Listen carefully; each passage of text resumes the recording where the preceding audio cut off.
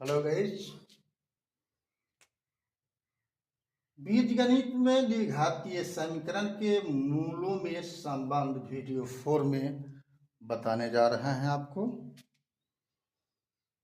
यदि द्विघातीय समीकरण ax² plus bx plus c के मूल एल्फा और बीटा हो, मालूम है कि द्विघातीय समीकरण के मूल अधिक से अधिक 2 हो सकते हैं। वो दोनों को अगर मान लिया जाए कि एल्फा और बीटा हो, तो पहला आपको याद रखना है मूलों का योगफल। एल्फा प्लस बीटा जो मूल है उसका योगफल कितना होगा, तो -b/a। यह समीकरण आपको व्यापक है, इसको याद रखना है। x² के साथ जो गुणांक होगा उसको बोलते हैं a, और x के साथ जो गुणांक होगा उसको बोलते हैं b, और जहां पर कोई चर नहीं है वो होता है आपका c।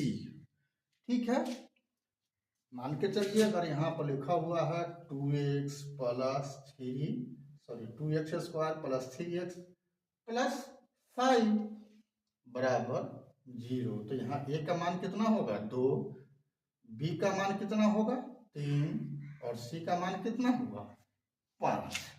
मान लो कि ये दोनों माइनस में लिखा हुआ है। ठीक है, तो अब क्या हो जाएगा, a का मान तो 2 ही रहेगा, b का मान क्या होगा -3, c का मान क्या होगा -5। ठीक है, समझ गया।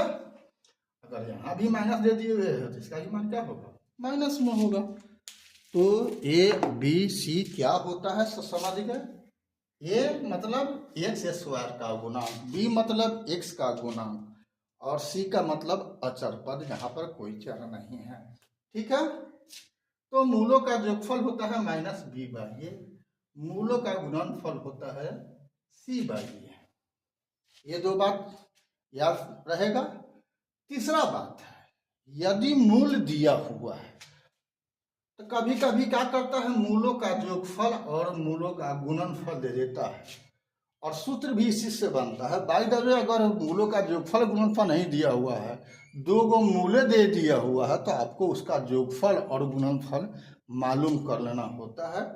और इससे क्या होता है कि एक सूत्र आपके पास में है, x² minus alpha plus beta into x plus alpha beta बराबर 0। ये द्विघातीय समीकरण का ही रूप है। कब, जब हमको दोनों मूल दिया रहे। ठीक है, तो आपको मूल का योगफल दिया रहेगा, गुणनफल दिया रहेगा, या 2 गो मूल दिया रहेगा, तो आपको पूछेगा प्रश्न परीक्षा में कि उस द्विघातीय समीकरण को ज्ञात करें जिसका मूल फलना फलना है, या मूलों का योगफल इतना और गुणनफल इतना है।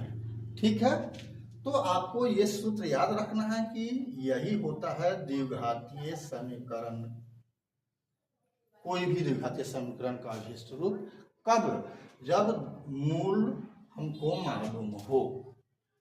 एल्फा प्लस बीटा मूलों का योगफल हुआ और एल्फा बीटा उसका गुणनफल हुआ, और चर के रूप में तो एक से रहबे करेगा। ठीक है, तो आज वीडियो 4 मेरा पूरा हो रहा है।